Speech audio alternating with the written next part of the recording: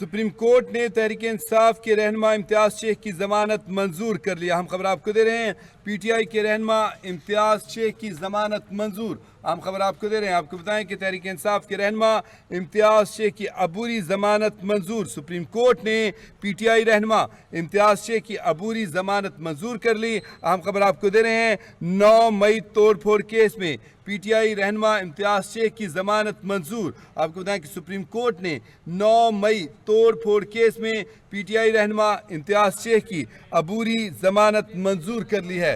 हम खबर आपको दे रहे हैं, तहरीक इंसाफ के रहनुमा इम्तियाज शेख की अबूरी जमानत मंजूर कर ली है सुप्रीम कोर्ट ने। आपको बताएं कि सुप्रीम कोर्ट ने 9 मई तोड़ फोड़ केस में इम्तियाज शेख की अबूरी जमानत मंजूर की है। हम खबर आपको दे रहे हैं, सुप्रीम कोर्ट ने 9 मई तोड़ फोड़ के केस में तहरीक इंसाफ के रहनुमा इम्तियाज शेख की जमानत मंजूर की है। सुप्रीम कोर्ट ने अबूरी जमानत मंजूर कर लिया इम्तियाज शेख की। सवाल से अपडेट्स लेते हैं, इस्लामाबाद से नुमाइंदा कैपिटल टीवी निसार आबिद हमारे साथ लाइन पर मौजूद हैं। जी निसार आबिद। जी बिल्कुल, 9 और 10 मई के मुकदमात में मुलव्वस एमपीए शेख इम्तियाज की दरख्वास्त जमानत जो है वो समाअत की हुई है। आज सुप्रीम कोर्ट ने पीटीआई के एमपीए शेख इम्तियाज अहमद को गिरफ्तार करने से रोक दिया है। सुप्रीम कोर्ट ने शेख इम्तियाज अहमद की बुरी जमानत कबल गिरफ्तारी जो है वो मंजूर कर ली है। अदालत का लाहौर हाईकोर्ट का फैसला पर जो है वो हैरत का इजहार भी सामने आया है। जस्टिस जमाल मंदोखेल का कहना है कि हाईकोर्ट ने दरख्वास्त जमानत खारिज की या ट्रायल का ही फैसला सुना दिया।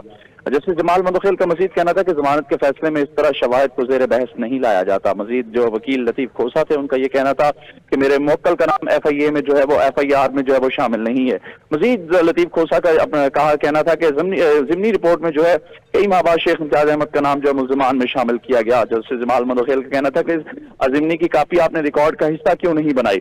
लतीफ खोसा का कहना था कि ज़िमनी की नकल जो है वो पुलिस दे ही नहीं रही। मजीद लतीफ खोसा का कहना था एक दूसरे मुल्जिम की जमाशुदा चलान से ज़िमनी की नकल निकाली है। जस्टिस मलिक शहजाद अहमद का कहना था कि यहाँ तो कई माह तक जो है वकील और साहिल गायब हो जाते हैं तो नहीं मिलते। जस्टिस मलिक इम्तियाज अहमद का मजीद कहना था कि लतीफ खोसा आपकी जमानत इन हालात में किसने देनी थी। जस्टिस मुस्तफा हिलाली का कहना था कि ये बहुत बड़ा वाकया है, सोच कर ही दिल को कुछ होता है। लतीफ खोसा का मजीद कहना था कि जिना हाउस हमला केस में पहले ही जमानत हो चुकी है। लतीफ खोसा का कहना था ये कोई और केस डाल दिया गया है। जस्टिस जमाल मंदोखेल का कहना था कि खोसा साहब आपने अहम तरीन दस्तावेजा रिकॉर्ड का हिस्सा नहीं बनाया। जस्टिस जमाल मंदोखेल का कहना था कि आप लोग अपने मुकदमा सियासी नहीं प्रोफेशनल अंदाज में चलाया करें। जस्टिस जमाल मंदोखेल का मजीद कहना था कि गलतियां आप लोगों की होती हैं और इल्जाम अदालतों को देते हैं। मजीद जस्टिस जमाल मंदोखेल का कहना था कि सुप्रीम कोर्ट से चंद मिनट में ही आप लोगों को रिलीफ मिल गया है। इसी तरह लतीफ खोसा का कहना था कि हमें तो ताजी हवा सुप्रीम कोर्ट या पेशावर हाई कोर्ट से ही मिलती है।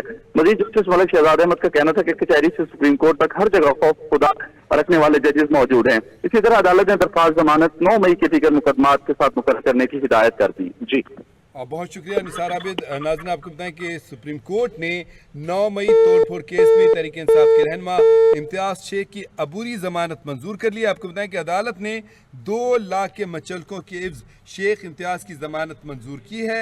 अदालत ने जमानत दरख्वास्त पर सरकार को नोटिस भी जारी कर दिया है। अदालत ने केस की समाअत गैर मुअय्यना मुद्दत के लिए मुलतवी कर दिया। आपको बताएं कि सुप्रीम कोर्ट के जस्टिस जमाल मंदोखेल की सरबराही में 3 रुकनी बेंच ने केस की समाअत की।